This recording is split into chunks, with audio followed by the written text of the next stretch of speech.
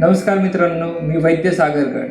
तर आपण आज औषध सेवन काळ ह्या आयुर्वेद चिकित्सेतील अतिशय महत्त्वाच्या अशा विषयावर चर्चा करणार आहोत. तर आपण औषध सेवन काळ हा विद्यार्थी दशेमध्ये विद्यार्थी असताना जो काही शिकलो आहोत तो फक्त आपण वाचन करून त्याचं काही पाठांतर करून तो फक्त आपण चिकित्सेमध्ये कसा वापरायचा आहे, तो फक्त आपण परीक्षेमध्ये कसा लिहायचा आहे याचा विचार जास्त केला. आणि तो विचार केवळ आपल्याला तो एक परीक्षेसाठी आहे किंवा त्याचा प्रॅक्टिकली काही अप्रोच असेल का, किंवा क्लिनिकली चिकित्सालयात औषध सेवन काळाप्रमाणे औषध दिलं जातं का, अशा असंख्य प्रश्न होते किंवा ते पडलेही नसतील. परंतु आज मी तुम्हाला ह्या औषध सेवन काळाचं महत्त्व, त्याचा आधार काय आहे, औषध सेवन काळ कशाच्या आधारावर निर्माण झालेले आहेत, ते क्लिनिकली अप्लाय कसे करायचे आहेत, त्याचप्रमाणे त्याच्या प्रत्येक प्रकाराचा अर्थ काय आहे, त्याचा चिकित्सेमध्ये उपयोग काय आहे, हे मी तुम्हाला आज बोर्डवर एकदम सोप्या भाषेमध्ये समजून सांगणार आहे. तर आपण त्याच्यामध्ये प्रामुख्याने की औषध सेवन काळाचे प्रकार आणि त्याचा क्लिनिकल नॉलेज किंवा त्याचा क्लिनिकल ॲप्लिकेशनशी संबंध कसा येतो, किंवा औषध वेळेत जर दिलं किंवा औषध योग्य वेळेत दिलं तर ते औषध कमी वेळेत कार्यकारी कसं ठरतं, तर हे मी तुम्हाला आज या पूर्णपणे लेक्चरमध्ये सांगणार आहे.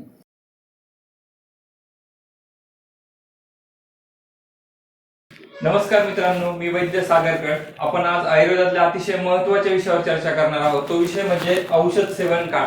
औषध कधी घ्यायचं, औषध घेण्याचा काळ कुठला असला पाहिजे, तर त्याचं महत्त्व काय, तर आपण त्या महत्त्वाचा विषय आपण समोर मांडूयात की आयुर्वेदाला सकाळी दुपारी रात्री औषध घ्या असं काही मान्य नाहीये. तर ते विधीला सोडून किंवा विधिरहित किंवा त्याला प्रोटोकॉल सोडून औषध देणं असं म्हणतात. तर मग प्रोटोकॉल म्हणजे काय किंवा औषध कधी द्यायचं, तर याचं महत्त्व आपल्याला आयुर्वेदाने सांगितलेलं आहे. ते औषध सेवन काळाच्या टॉपिक मध्ये आपण ते त्याचा उहापोह करणार आहोत. औषध सेवन काळाचे फायदे काय, जर योग्य वेळी औषध दिलं तर ते कमीत कमी वेळामध्ये व्याधीचं हरण करू शकतं, व्याधीला कृत अवस्थेतून प्राकृत अवस्थेत आणू शकतं, व्याधीचा नाश होऊ शकतो. त्याचबरोबर आपलं आरोग्य, बल, वर्ण हे प्रस्थापित होण्याला कमीत कमी वेळेत प्रस्थापित होऊ शकतं. हा औषध सेवन काळाचा महिमा किंवा महत्व आहे. त्याचप्रमाणे औषध सेवन काळ कशावर आधारित आहे, आपण ज्यावेळेस परीक्षेसाठी अभ्यास करतो तर औषध सेवन काळाचे 10-11 असे प्रकार आहेत. ते संस्कृत मध्ये असल्या कारणाने आपल्याला ते फक्त परीक्षेसाठी उपयोगी आहेत असं बऱ्याचदा भ्रम निर्माण होतो आणि आपण फक्त परीक्षेत त्याचे उत्तर लिहून येतो. प्रॅक्टिकली ऍप्लिकेशन कसं करायचं हे आपल्याला बऱ्याचदा शिकवलं जात नाही किंवा आपण शिकून घेण्याची प्रवृत्ती दाखवत नाही. तर आपण याच्यामध्ये थोडंसं प्रॅक्टिकली अप्रोच ठेवून क्लिनिकमध्ये किंवा चिकित्सालयामध्ये औषधी चिकित्सा करत असताना औषध सेवन काळाचं महत्व काय आहे हे आपण बघणार आहोत. तर याचा जो आधार आहे किंवा औषध सेवन काळ हे कशाच्या आधारावर आहे, तर वात, पित्त, कफ हे आपले त्रिदोष सिद्धांत आहे. या त्रिदोष सिद्धांतावर आयुर्वेद आधारित आहे. परंतु आपण जर बारकाईने विचार केला तर वात, पित्त, कफ यामध्ये फक्त आणि फक्त वाताला गती आहे. म्हणजे काय की चलगुणयुक्त फक्त वात आहे. वात हा गतियुक्त आहे, परंतु पित्त आणि कफ हे दोन्ही कसे आहेत, हे डिसेबल आहे. म्हणजे काय की ते त्यांच्या कार्याने स्पष्ट होतात परंतु त्यांना स्वतःची अशी गती नाहीये.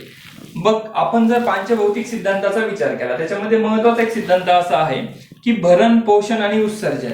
म्हणजे आपण जे काही अन्न खातो ते महास्रोतसांपर्यंत जातं, म्हणजे आमाशय आणि पक्वाशयगत जातं, परंतु ते मुखाद्वारे आतमध्ये प्रविष्ट करण्याचं काम हे केवळ वातामुळे होतं. म्हणजेच ते काय की वातामुळे आपण अन्न आतमध्ये आपल्या महास्रोतसांपर्यंत पोहोचवतो, परंतु त्याचं भरण करण्याचं काम पित्त या दोषाद्वारे केलं जातं. म्हणजे काय, परिणमन करायचं, म्हणजे काय, त्या अन्नाला आता पचवायचं आहे.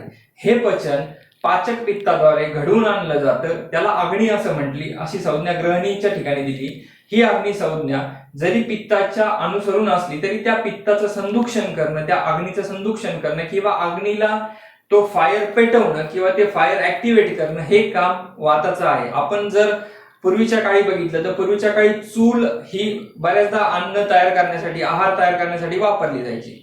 त्याच्यामध्ये एक मराठी भाषेत फुकणी नावाची गोष्ट असते. त्याच्यातून फुकलं की ती ज्वाला प्रज्वलित व्हायची किंवा अग्नी वृद्धिंगत व्हायचा आणि ते अन्न शिजवलं जायचं. तर ती भरणाची प्रक्रिया पित्ताद्वारे होती.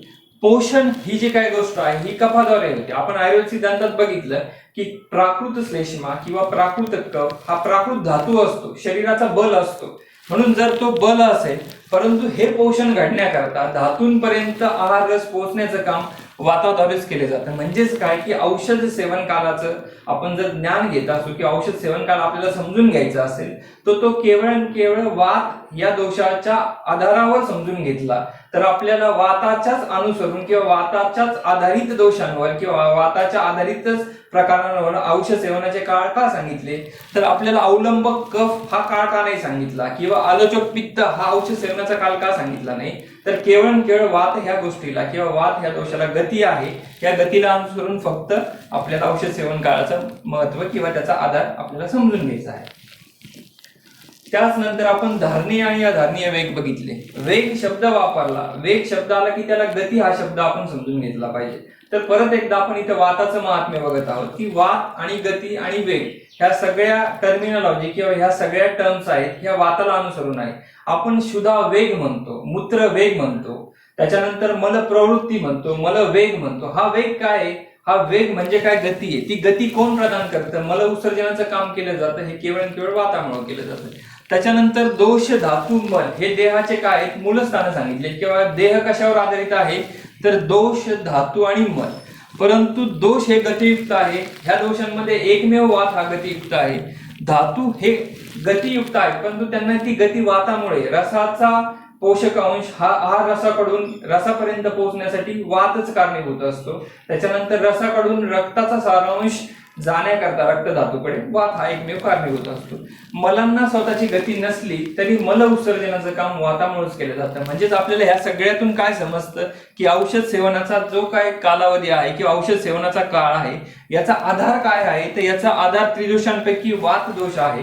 म्हणून वाताच्या 5 प्रकारांना अनुसरून औषध सेवनाचे प्रकार आपल्याला इथं ग्रंथामध्ये वर्णन केलेले दिसून येतात. तर त्या प्रकार आपण थोडक्यात बघणार आहोत.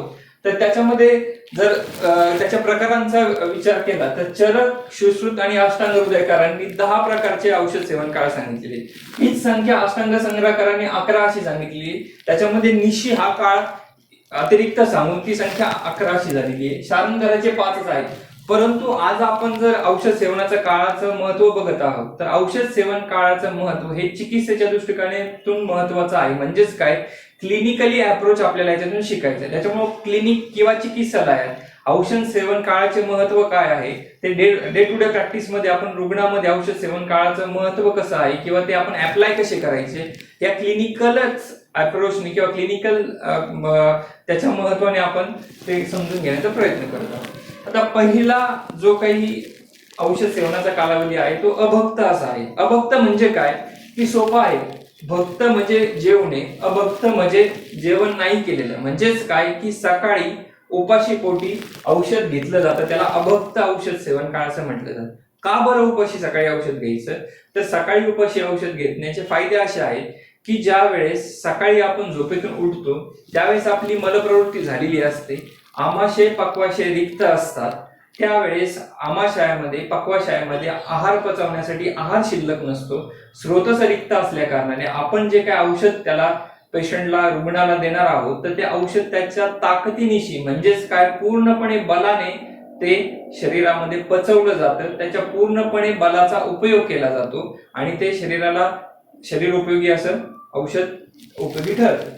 परंतु असे काय काय व्याधी आहेत किंवा अशा काय काय अवस्था आहे याच्यामध्ये आपण अभक्त किंवा रसायन काळी औषध देऊ शकतो. तर त्याचा सगळ्यात महत्वाचा विषय असा की जे आपल्याकडे रसायन कर्म सांगितलेलं आहे किंवा रसायन जातीचं औषध आहे याच्यामध्ये सगळ्यात फेमस आपण च्यवनप्राश कधी घ्यायचा हे आपण रुग्णांना किंवा रुग्ण आपल्याला सतत विचारत असतात. तर आता अभक्त म्हणजे रसायन काळी औषध कुठल्या कुठल्या व्याधींमध्ये काय काय अवस्थेमध्ये द्यायचं हे थोडक्यात आपण याची माहिती बघू.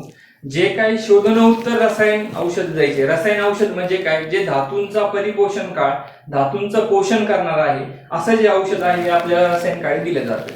रसायन काळी औषध का द्यावं तर आमाशय आणि स्रोतस पक्वाशय रिक्त असतात त्यावेळी अग्नी हा फक्त आणि फक्त औषधाला पचवतो आणि त्या औषधाचं पचल्यानंतर ते पूर्णपणे औषध शरीराला लागू पडतं म्हणून ते रसायन काळात दिलं जातं. जे काही शरीराचं गृहण करायचं आहे किंवा जे दुर्बल असे रुग्ण आहेत किंवा ज्यांना धातू परिपोषण काळ सुधारण्याची आपल्याला अवस्था अशी आहे अशा अवस्थेमध्ये आपण रसायनकाळी औषध देतो. त्याच्यानंतर दुसरा जो औषध सेवनाचा कालावधी आहे तो प्राक भक्त आहे. प्राक भक्त म्हणजे प्राक म्हणजे आधी, भक्त म्हणजे जेवण, जेवणाच्या आधी जे औषध दिलं जातं त्याला प्राक भक्त औषध दिलं जातं. हे का बरं आपण समजून घेऊया. समजा आपण औषध आधी सेवन केलं तर ते औषध सेवन केल्यानंतर ते प्रथमतः आमाशयात जाणार आहे आणि औषध सेवन केल्यानंतर ज्यावेळेस आपण अन्न सेवन करतो तर अन्न हे औषधानंतर शरीरात प्रविष्ट होणार आहे. जर औषध आधी प्रविष्ट झालं तर त्यावेळी त्याला अवरोध करणारा आहार नसणार आहे किंवा अवरोध करणारा कुठलाही फॅक्टर त्याच्यामध्ये असत नाही स्रोतसांमध्ये. त्याच्यामुळे औषध आधी पोहोचलं की ते पोहोचल्यानंतर अग्नीची प्रक्रिया त्याच्यावर आधी होणार आहे, त्याच्यानंतर आहाराची प्रक्रिया होणार आहे. म्हणून औषध आपण काळात द्यायचं किंवा प्राक भक्त द्यायचं याचाच अर्थ काय की औषध शरीरामध्ये आधी जेवणाच्या गेलं तर जे काही पक्वाशय स्थित किंवा जे काही नाभी आधो जे काही दोष आहेत, आपण विकृतीचे जे काही व्याधी आहे, अशा व्याधींमध्ये जर आपण प्राक भक्त औषध दिलं तर ते जास्त कार्यकारी ठरून आपण वायूच्या विकृतींमध्ये ते औषध जास्त उपयोगी पडेल. आपण वायूच्या विकृती काय काय आहेत त्याच्यात प्रामुख्याने जास्तीत जास्त पेशंट आपण बघतो, जास्तीत जास्त रुग्ण बघतो ते म्हणजे मलावस्तंभाचे. की बरेचसे रुग्ण येतात, 1000 रुग्णांमध्ये जर विचारलं तर त्याच्यापैकी 900 लोकांना पोट साफ होत नाही ही कंप्लेंट असते, पण त्यांच्या खातीर ती कंप्लेंट नसते किंवा तो आजार नसतो. परंतु अशा रुग्णांमध्ये जनरली आपण क्लिनिक्स मध्ये बघतो की रात्री झोपताना औषध दिलं जातं पोट साफ होण्याचं, परंतु तो पूर्णपणे चुकीचा असा विषय आहे. जर आपल्याला पोट साफ होणे, मलावस्तंभ दूर करायचा असेल तर मल प्रवर्तन हे कार्य कशाचं आहे, आपणाचं आहे. मग जर आपणाच्या क्षेत्रात आपल्याला औषध द्यायचं असेल, आपणावर प्रक्रिया करायची असेल तर आपल्याला जेवणाच्या आधी औषध दिलं तर ते आपण वायूच्या विकृतीस कारणीभूत ठरेल किंवा त्या आपण वायूच्या विकृतीला प्रकृतीमध्ये प्रस्थापित करण्याचं काम ते औषध करू शकेल. म्हणून जेवणाआधी आपण औषध घेतलं तर ते आपणाच्या विकृतीमध्ये योग्य ठरेल.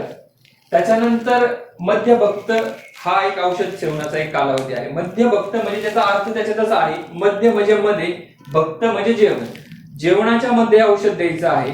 तर ते आपण जनरली बघतो की समान वायूच्या विकृतीमध्ये जेवणाच्या मध्ये औषध दिलेले आहे. आता याचा जर आपण विचार केला तर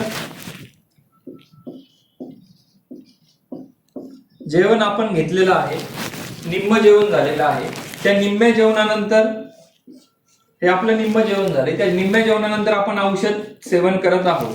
हे औषध सेवन झाल्यानंतर आपण उरलेलं जेवण करत आहोत. म्हणजे काय की आहार घेतलेला आहे आणि तो निम्मा झाल्यानंतर आपण औषध सेवन केलेलं आहे आणि त्याच्यानंतर उरलेला आपण आहार घेत आहोत. म्हणजेच काय की समान वायूवर जर कार्य करायचं असेल तर आपल्याला एका जेवणाच्या मध्ये औषध घ्यावं लागतं. याने काय होणार, याचं महत्व काय आहे तर ज्या वेळेस आहार हा आमाशयगत जातो त्याच्यानंतर तो ग्रहणीकडे वायूद्वारे पोहोचवला जातो आणि त्यावेळी जर आपण औषध घेतलं तर समानाचं जे काही कार्य बंद पडलेलं आहे किंवा अग्नी संदूषण करण्याचं समानाचं बळ कमी झालेलं आहे त्यावेळेस ते आहार पचवायला सुरू झाल्या त्याला औषध गेलं तर ते अग्नीचं संदूषण योग्य पद्धतीने प्राकृत पद्धतीने केलं जातं आणि ते प्राकृत केल्यानंतर उरलेलं जेवण केलं की पूर्णपणे जेवण केलेलं पचन किंवा पचन प्रक्रिया, त्याला परिणमन प्रक्रिया आपण म्हणूया, ती परिणमन प्रक्रिया प्राकृत रीतीने घडण्यास मदत होते.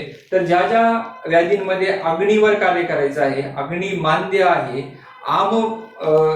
असणारी अवस्था आहे, अशा अवस्थेमध्ये आपण समान वायूच्या विकृतीमध्ये मध्यभक्त म्हणजे जेवणाच्या मध्ये औषध देतो. चौथा प्रकार आपण बघत आहोत तर अधोभक्त. आता अधोभक्त याचा सरळ स्पष्ट आहे, अधो म्हणजे नंतर, भक्त म्हणजे जेवण, जेवणानंतर जे औषध दिलं जातं त्याला अधोभक्त असं म्हटलं जातं. तर आता हे अधोभक्त म्हणजे काय, अधोभक्त हा आपण औषध सेवन कालावधी बघत आहोत. जर आपल्याला जेवणानंतर औषध घ्यायचं तर आपण 2 वेळेला जेवतो, मग ते सकाळच्या जेवणानंतर घ्यायचं की रात्रीच्या जेवणानंतर घ्यायचं, त्याच्यासाठी त्यांनी 2 प्रकार दिलेले आहे. सकाळच्या जेवणानंतर घ्यायचं औषध हे व्यायाम काळात घ्यायचं आहे. म्हणजेच काय की आपण जर सकाळी जेवण केलं आणि ते जेवणानंतर औषध घेतलं तर तो जो औषधाचा उपयुक्त आहे किंवा त्या औषधाचं जे काही वर्णन केलेलं आहे तर ते व्यान वायूवर कार्यकारी असणारं औषध आहे. व्यान वायूच्या विकृती काय आहे तर आपण बघितलेलं आहे की हा जो व्यान वायू आहे हा हृदयातून रसविक्षेपणाचं काम करतो आणि त्या रसविक्षेपणाद्वारे सर्व शरीरात व्यान वायू कार्यरत असतो. सकाळच्या जेवणानंतर ते दिलं जातं, त्या औषधाला व्यान काळात औषध दिलं असं म्हटलं जातं. व्यान वायू आणि हृदय याचा जवळचा संबंध आहे. हृदयामध्ये कार्यकारी असणारा व्यान वायू आहे. व्यान वायूचं कार्य हृदयातून दशधमन्यांद्वारे रसविक्षेपणाचं कार्य केलं जातं. जर सार्वदैहिक असणारे आजार आहे, त्याच्यामध्ये कुष्ठ आहे, विसर्प आहे, त्याच्यानंतर हृदयस्थित मन असतं, मनोविकृतीचे काही रुग्ण आहेत, सार्वदैहिक आजारांमध्ये ज्वर हा प्रामुख्याने आपण बघितलेला आहे. त्या काळात किंवा त्या आजारांवर जर आपल्याला औषध द्यायचं असेल किंवा त्याचं गांभीर्य त्या आजारांवर घ्यायचं असेल तर सकाळच्या जेवणानंतर हे सकाळी औषध दिलं जातं. आता त्याच्यानंतर रात्रीच्या जेवणानंतर उदान काळात औषध द्यावं ते पण अधोभक्त आहे. परंतु काय होतं की रात्रीच्या जेवणानंतर औषध गेलं तर ते शक्यतो पक्वाशय ह्या ठिकाणी आधी पोहोचतं आणि ती प्रक्रिया औषध पचनाची चालू होते. उदानाचं कार्य काय आहे? उदान हा कंठस्थित आहे. कंठस्थित असल्यामुळे स्वरभेद आहे किंवा प्रतिशायासारखा आजार आहे किंवा कास, हिक्का, श्वास यासारखे काही आजार आहे. त्याचबरोबर उदानाचं प्राकृत कर्म म्हणजे वर्ण बल प्रस्थापित करणं, स्वर उच्चारण करणं, ह्या प्रक्रियेमध्ये उदान विकृतीमध्ये ह्या सगळ्या व्याधींचा उपोग केलेला आहे. उदान वायूचे प्राकृत कर्म जर बिघडलेले असतील किंवा कुष्ठामध्ये त्वक वैवर्ण्य आलेलं असेल तर ते व्यानवायूच्या काळात औषध देण्यापेक्षा जर उदान काळाच्या औषध दिलं काळामध्ये तर ते अधोभक्त म्हणजे काय रात्रीच्या जेवणानंतर आपण औषध दिलं तर ते उदान विकृतीमध्ये कार्यरत होतं. त्याच्यानंतर आता 5वा प्रकार आपण बघत आहोत, कवल अंतरे. कवल अंतरे, कवल म्हणजे घास. तर याचा स्पष्ट असं अर्थ होतो की एक जेवणाचा घास घेतल्यानंतर जर आपण औषध घेतलं तर ते औषध प्राणवायूच्या विकृतीमध्ये, त्याच्यानंतर अग्नी विकृतीमध्ये, ज्या लोकांमध्ये भूक लागत नाही, ज्या लोकांमध्ये अग्निमांद्य आहे, आमसंचिती आहे, अशा गोष्टींमध्ये कवलांतरे म्हणजे एक घास घेतल्यानंतर औषध दिलं जातं. याच्यामध्ये प्रामुख्याने हिंगवाष्टक चूर्ण आहे किंवा त्रिफळा चूर्ण आहे किंवा शंख भस्म आहे किंवा लवणाचे औषधांमधले काही शंखवटीसारखी औषधे आपण हे कवलांतरे याच्यामध्ये देतो. तर हा ग्रहणी विकृतीमध्ये कवलांतरे एक घास झाल्यानंतर औषध घ्यायचं आणि एक घासानंतर औषध घेतल्यानंतर उर्वरित जेवण करून टाकायचं, असा हा कवलांतरे हा असा औषध सेवनाचा कालावधी आहे. चिकित्सेच्या दृष्टिकोनातून चिकित्सालयामध्ये फारसा हा प्रकार वापरलेला जात नाही असं बऱ्याचदा दिसतं. परंतु टिपिकल अवस्था, व्याधीची अवस्था, भूक न लागणे असे जर रुग्ण बघितले आणि त्या रुग्णांना जर आपण कवलांतरे जर औषध सेवन देऊन बघितलं तर त्याचा अग्निदीपनासाठी चांगला उपयोग होताना आपल्याला दिसत आहे. त्याच्यानंतर हा जो 6वा प्रकार आहे याच्यामध्ये 2 प्रकार आहेत, ग्रासे आणि ग्रासांतरे. ग्रासे म्हणजे काय तर घेतलेल्या घासासोबत औषध घ्यायचं आणि ग्रासांतरे म्हणजे काय प्रत्येक घासानंतर औषध घ्यायचे. तर जनरली की हा प्रकार परत कवलांतरे सारखा आहे की भूक लागत नाहीये, अग्नी विकृती आहे, ग्रहणी विकृती आहे, रुग्णाचं बल कमी आहे, रुग्ण औषध रसायन काळी, व्यान काळी, उदान काळी पूर्ण ताकदीनिशी औषधाचा सेवन करू शकत नाही, दुर्बल रुग्णामध्ये, स्त्री रुग्णामध्ये, बाल रुग्णामध्ये आपण ग्रासांतरे औषध देतो. याच्यामध्ये प्रामुख्याने परत एकदा आपण बघितलं की हिंगवाष्टक चूर्ण सारखं चूर्ण आहे, भास्कर लवण सारखं चूर्ण आहे, दाढीमाष्टक सारखं चूर्ण आहे किंवा जे गुल्म अधिकारातले जे औषध आहेत ते आपण ग्रास आणि ग्रासांतरे या दोन्ही औषधांच्या प्रकारामध्ये औषध सेवन केलं तर याचा इम्पॅक्ट किंवा याचा टार्गेट पॉइंट हा ग्रहणी, अग्नी याच्यासाठी ग्रासांतरे याच्यामध्ये आपण उपयोग होताना दिसतो. त्याच्यानंतर मुहुर्मुहुर हा एक औषध सेवनाचा कालावधी आपण बघूया. मुहुर्मुहुर म्हणजे काय परत परत परत परत परत औषध घेणे. असं का बरं परत परत परत औषध घ्यायचं? तर याचा प्रामुख्याने विषय असा आहे की ज्या कास, श्वास आणि हिक्का ह्या ज्या काय व्याधी आहेत किंवा शतक्षीण असे रुग्ण आहेत की त्यांना वेग अवस्था आहे, अशा व्याधींमध्ये वेग अवस्था असताना किंवा त्याला सकाळी वेग आलेला नाहीये किंवा सकाळी रात्री वेग आलेला नाही पण वेग हा चालू आहे, अशा अवस्थेमध्ये मुहुर्मुहुर जर औषध दिलं तर ते प्राणवायूच्या विकृतीमध्ये जास्त उपयोगी ठरतं. तर मुहुर्मुहुर औषध देण्याचे जे काय प्रकार आहेत की जी काय औषध आहेत हे प्रामुख्याने चाटण स्वरूपात दिली जातात.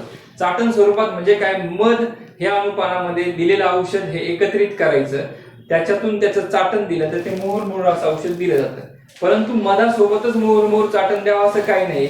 याच्यामध्ये हेक्की सारखा जर आपण व्याधी बघितला म्हणजे काय उचकी लागणे, उचकी लागण्यामध्ये आपण जर औषध सेवनाचा कालावधीचा विचार केला तर औषध म्हणून आपण मयूरपिच्छ भस्म आहे, एलादी मशी आहे, अमलकी मशी आहे. मशी म्हणजे तव्यावर एखाद्या चूर्णाची राख होईपर्यंत त्याला जाळून जे काय कोळसा होईल अशा पद्धतीचं औषध तयार करणं म्हणजे त्याला मशी कल्पना म्हटलं जातं.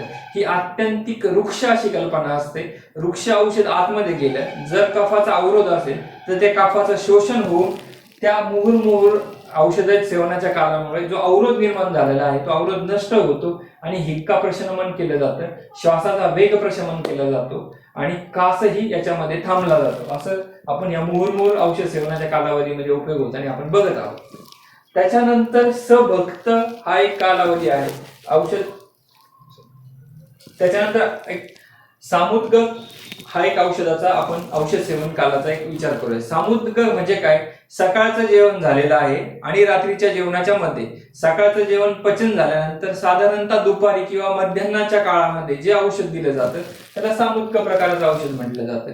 तर ह्या औषध सेवनाच्या किंवा ह्या औषध सेवन प्रकाराच्या अवस्था काय आहे किंवा याचे व्याधी काय आहे, तर ते स्पष्ट असं आहे की सकाळचं जेवण पचल्यानंतर ज्यावेळेस पचन प्रक्रिया अवस्थापाक चालू होतो आणि धातू परिपोषण काळ सुरू होतो, ज्यावेळेस धातूंचं पोषण चालू असतं, अशा कालावधीमध्ये जर औषध दिलं तर त्याचा टार्गेट पॉईंट धातू असतो. धातूंना धात्वाग्नी मांद्य असेल किंवा धातू परिपोषण काळ बिघडलेला असेल, धातूंचं पोषण प्राकृतिकरित्या होत नसेल, त्या काळात आपण सामुद्गल नावाच्या औषध सेवनाच्या कालावधीमध्ये औषध देतो. त्याच्यानंतर सभक्त नावाचा असा प्रकार आहे. सभक्त म्हणजे काय? स म्हणजे सोबत, भक्त म्हणजे जेवणासोबत. जेवणासोबत जी जी औषधं दिली जातात त्याला आपण सभक्त औषध म्हटलं जातं. याच्यामध्ये प्रामुख्याने बरेचसे हिंगवाष्टक सारखे चूर्ण आहे किंवा ते अग्निदीपन करण्यासारखे त्रिकटू सारखे चूर्ण आहे. हे आपण जेवणामध्ये विशेष करून पेया, विलेपी, मंड अशा प्रकारच्या जे काय औषधाच्या संसर्जन क्रमाच्या किंवा व्याधिताच्या जे काय आहार पथ्य कल्पना आहे, अशा आहार पथ्य कल्पनांमध्ये आपण चूर्ण किंवा तत्सम औषध हे जेवणामध्ये मिसळून एकत्र करून जे देतो त्याला आपण सभक्त असं औषध म्हटलं जातो. लहान मुलांमध्ये, वृद्धांमध्ये किंवा अग्नीच्या विकारांमध्ये सभक्त औषध दिलं. त्याचबरोबर बृहण करणारे जे काही प्रकार आहे औषधांचे, त्याच्यामध्ये आहार्य घटकामध्ये तूप नावाचा प्रकार आहे. तूप आपण जर जेवणासोबत दिलं, चपातीला तूप लावलं, भाजीमध्ये तूप दिलं, तूप साखर पोळी खाल्ली, तर त्याचं बृहणाचं काम आणि अग्निदीपनाचं काम हे उत्तमरित्या आपल्याला या सभक्त औषध सेवनाच्या कालावधीमध्ये बघायला भेटतं. आता आपण शेवटचा प्रकार औषध सेवन कालाचा हा निशी आहे. निशी म्हणजे रात्र. रात्र म्हणजे रात्री झोपताना जे औषध घ्यायचं आहे त्याला निशिकाल हा सांगितलेला आहे. आता निशिकाली म्हणजे रात्री झोपताना औषध का घ्यायचं हा फार मोठा प्रश्न आहे आणि ते कशासाठी घ्यायचं. तर मुळात ज्यावेळेस आपण रात्री झोपतो त्यावेळेस आपले सगळे इंद्रिय हे शांत अवस्थेमध्ये विश्रांती करत असतात. हे प्रामुख्याने इंद्रिय काय, तर आपण विचार केला तर पंच ज्ञानेंद्रियापैकी चारही प्रकारचे ज्ञानेंद्रिय हे आपले ऊर्ध्व चतुर्गत म्हणजे शिरप्रदेशी असे असणारे आहे. त्याच्यामध्ये काय काय आहे? डोळे आहे, नाक आहे, रसनेंद्रिय आहे, कान आहे. हे चार जर इंद्रियांचा विचार केला तर रात्री झोपल्यानंतर सर्वात जास्त इंद्रियांना जी विश्रांती भेटते ती रात्री झोपल्यानंतर भेटते. रात्री झोपताना औषध घ्यायचं म्हणजे काय करायचं की रात्री ज्यावेळेस मला झोपायचं आहे, ज्यावेळेस मी बेडवर जाणार आहे किंवा रुग्ण ज्यावेळेस अगदी झोपायला जाणार आहे, 9, 10, 11 रुग्ण रात्री 1ला जरी झोपणार असेल तरी 1 वाजता रात्री झोपताना घ्यायचं औषध रुग्णाला आपण सांगू शकतो. तर हे औषध प्रामुख्याने ऊर्ध्व चतुर्गत म्हणजे मानेच्या वर असणाऱ्या सगळ्या विकारांमध्ये आपण हे औषध देऊ शकतो. याच्यामध्ये आपण सतत ऐकत आलो आहोत की त्रिफळा नावाचं चूर्ण आहे.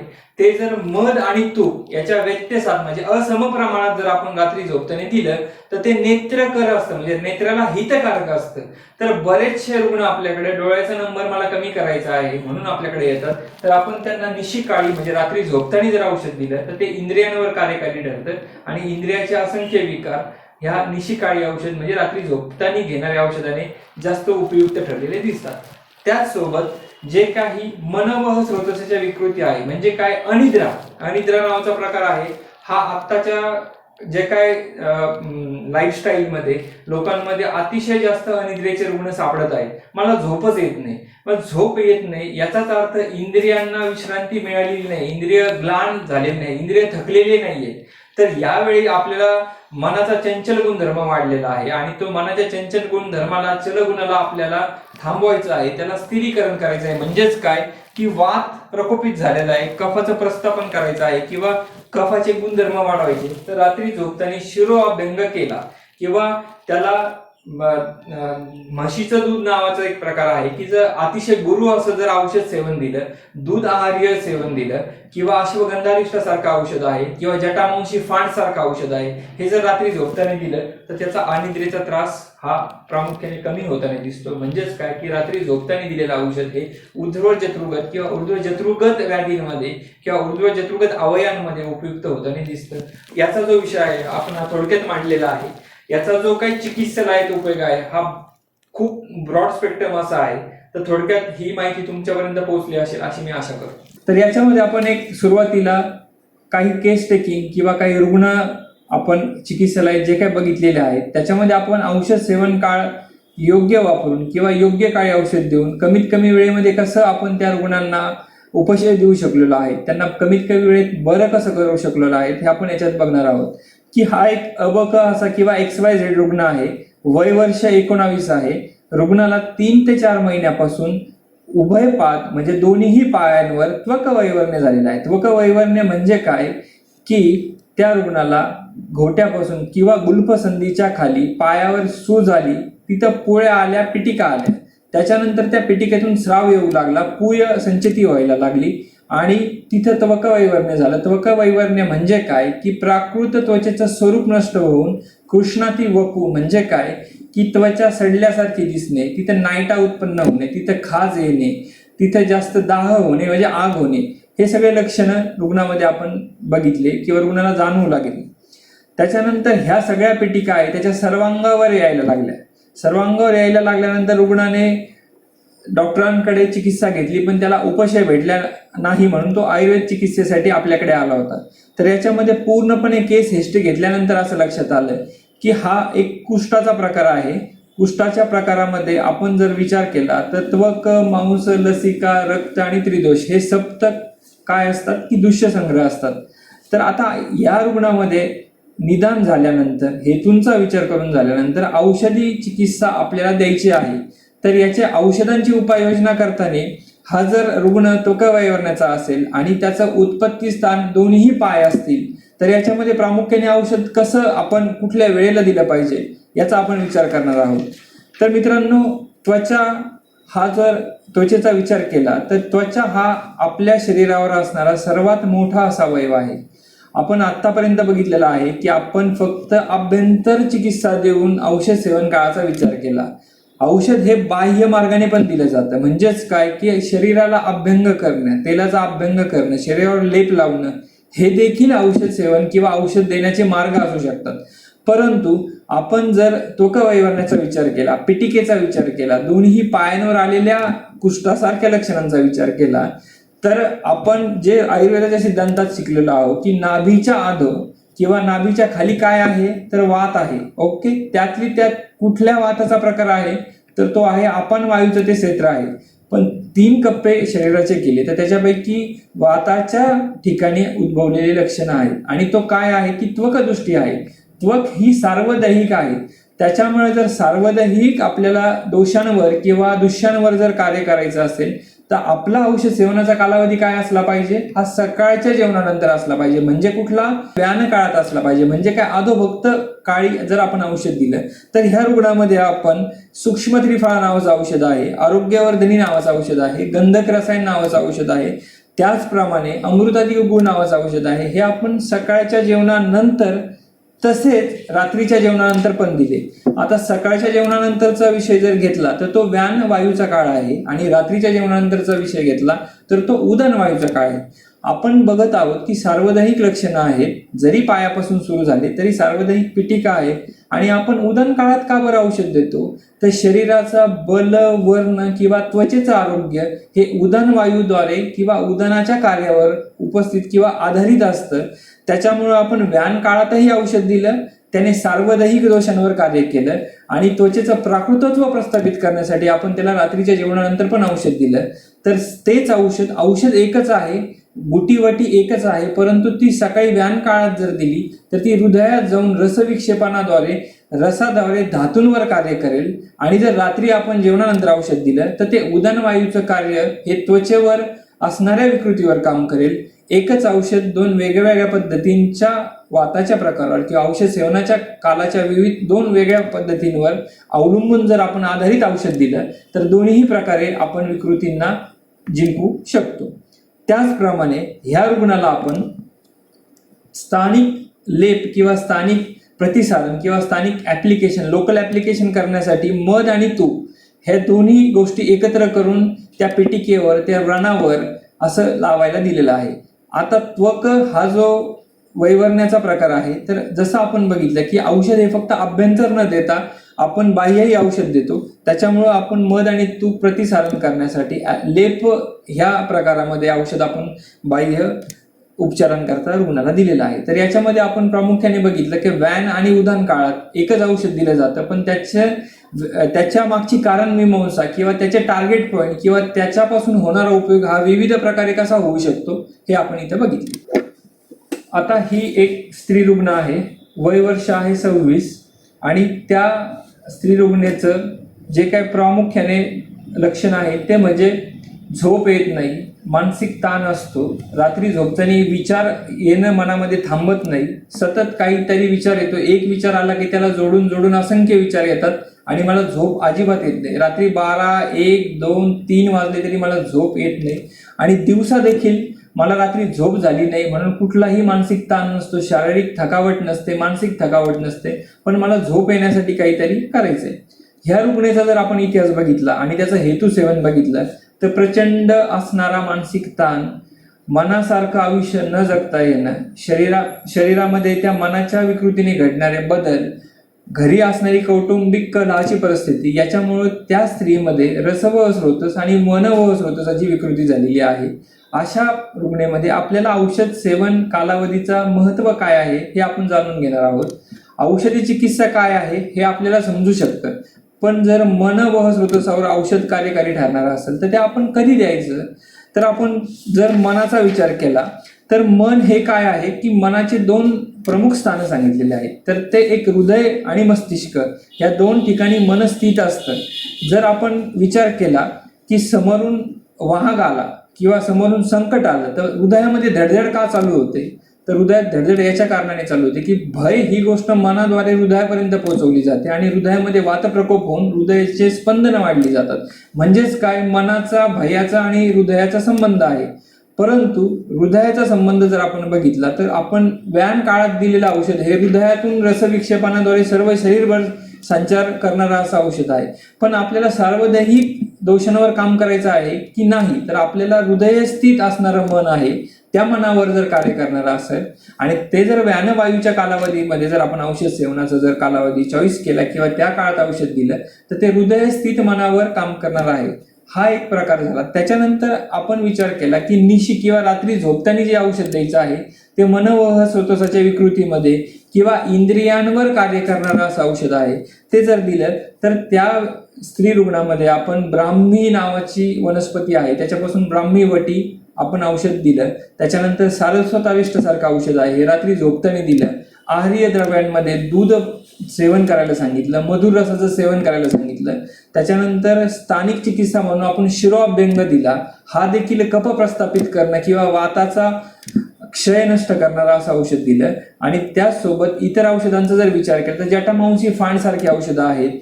असे जर औषध आपण रात्री झोपताना दिले तर ते इंद्रियांवर काम करतात किंवा मनोवह स्रोतसांवर काम करतात. आणि त्याच्यानंतर रुग्णेचा आपण फॉलोअप घेतला तर 8-10 दिवसानंतर रुग्णेच्या झोपेमध्ये बदल झालेला आहे.